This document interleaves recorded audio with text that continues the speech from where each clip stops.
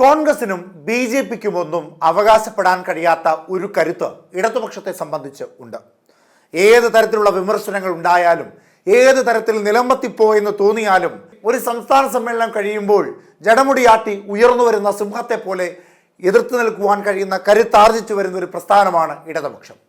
ഇത് വെറും വാക്കായി മാറുകയാണോ ഈ സംസ്ഥാന സമ്മേളനം കഴിയുന്നതോടുകൂടി എന്നുകൂടി സംശയിക്കേണ്ടതായിട്ടുണ്ട്. ഇടതുപക്ഷം നാളിതുവരെ കാട്ടിയിട്ടില്ലാത്ത പല മാറ്റങ്ങളും ഈ സംസ്ഥാന സമ്മേളനത്തോടു കൂടി കാട്ടിയിട്ടുണ്ട്. 75 വയസ്സ് പിന്നിടുന്ന ആർക്കും സംസ്ഥാന നേതൃപദവി അലങ്കരിക്കുവാനുള്ള അവകാശമില്ല എന്ന ശക്തമായ പാർട്ടി തീരുമാനത്തെ എതിർത്തുകൊണ്ട് സഖാവ് പിണറായി വിജയനെ വീണ്ടും സംസ്ഥാന നേതൃനിരയിലേക്ക് കൊണ്ടുവരുന്ന തീരുമാനം എത്തരത്തിൽ വന്നു എന്നുള്ളത് പ്രധാന ചോദ്യമാണ്. 75 വയസ്സ് പിന്നിടുന്ന എല്ലാവരെയും പാർട്ടി നേതൃനിരയിൽ നിന്ന് മാറ്റി നിർത്തിക്കൊണ്ട് പിണറായി വിജയനെ മാത്രം പരിഗണിക്കുന്ന ഒരു പുത്തൻ രീതി ഇടതുപക്ഷ സർക്കാരുകൾ ഇന്നേ വരെ തീരുമാനിച്ചിട്ടില്ലാത്ത, പാർട്ടിയേക്കാൾ മുകളിലേക്ക് ഒരു നേതാവിനെ കൊണ്ടുചെന്ന് പ്രതിഷ്ഠിക്കുന്ന വിഗ്രഹാരാധനയോളം ചേർന്ന് നിൽക്കുന്ന ഒരു രീതി ഇടതുപക്ഷത്ത് ആരംഭിച്ചിട്ട് കുറച്ചേറെ നാളുകളായിട്ടുണ്ട്.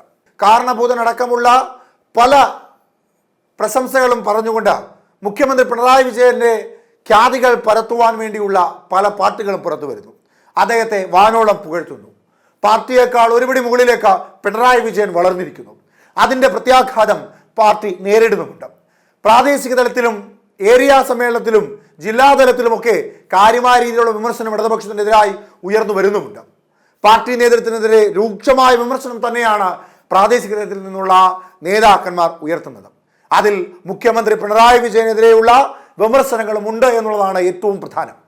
പാർട്ടി തീരുമാനങ്ങൾ അനുസരിച്ച് മാത്രം മുൻപോട്ട് പോയിരുന്ന അണികൾ ഇപ്പോൾ പാർട്ടി തീരുമാനം തെറ്റാണെന്ന് വിരൽ ചൂണ്ടി പറയുന്ന സാഹചര്യത്തിലേക്ക് കേരളത്തിൽ ഇടതുപക്ഷം മാറിയിട്ടുണ്ട്. അപ്പോഴും നയങ്ങളും രീതികളും സ്വഭാവങ്ങളും മാറ്റാൻ തയ്യാറാകാതെ പോവുക തന്നെയാണ് ഇടതുപക്ഷം എന്ന് വേണം മനസ്സിലാക്കുവാൻ. മുഖ്യമന്ത്രി പിണറായി വിജയനെ കേരളത്തിലാകെ ഇടതുപക്ഷം ഭരിക്കുന്ന ഏക സംസ്ഥാനത്തെ മുഖ്യമന്ത്രി എന്ന തരത്തിലേക്ക് പരിഗണിച്ചുകൊണ്ട് 75 വയസ്സ് പിന്നിട്ടിട്ടും അദ്ദേഹത്തെ സംസ്ഥാന നേതൃനിരയിലേക്ക് പരിഗണിക്കുന്നത് തീർത്തും തെറ്റായ തീരുമാനം തന്നെയാണെന്ന് പലർക്കും പറയണമെന്നുണ്ടെങ്കിൽ പോലും ഇടതുപക്ഷ ലോബി എന്ന പോലെ ഒരു വലിയ നിര ഇപ്പോൾ CPM-ന്റെ സംസ്ഥാന നേതൃനിരയിലുണ്ട്. അത് ഇന്നല്ലെങ്കിൽ നാളെ, ഇപ്പോൾ തന്നെ തിരിച്ചടിയാണെങ്കിൽ പോലും ഇതിലും ആഴത്തിൽ, ഇതിലും വലിയ ആഘാതത്തോടുകൂടി CPM-ന് വലിയ തിരിച്ചടിയാകുന്ന തരത്തിലേക്കുള്ളൊരു തീരുമാനമാണ് ഇപ്പോൾ CPM എടുത്തിരിക്കുന്നത്.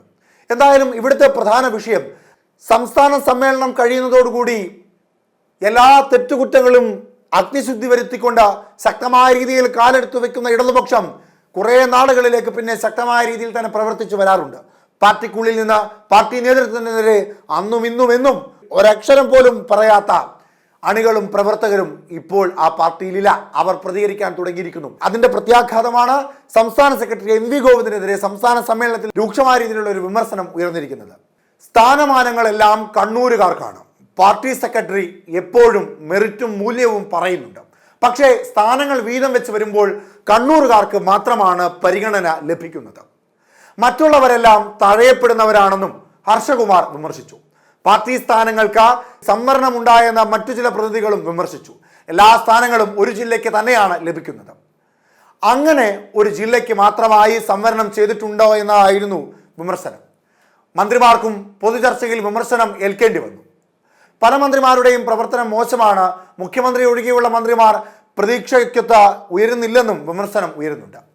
എന്തായാലും ഇവിടെ കണ്ണൂർ ലോബിയാണ് ഇടതുപക്ഷം ഇപ്പോഴും ഭരിക്കുന്നത് എന്ന വാദം ശക്തമായ രീതിയിൽ സംസ്ഥാന സമ്മേളനത്തിന് ഉയരുകയാണ്. എന്തായാലും പാർട്ടി സംസ്ഥാന സമ്മേളനം അവസാനിക്കുന്നതിന് തൊട്ടു മുമ്പ് തന്നെ വിമർശനങ്ങളുടെ കൊടുമുടിയാണ് ഉയർന്നു വരുന്നത്.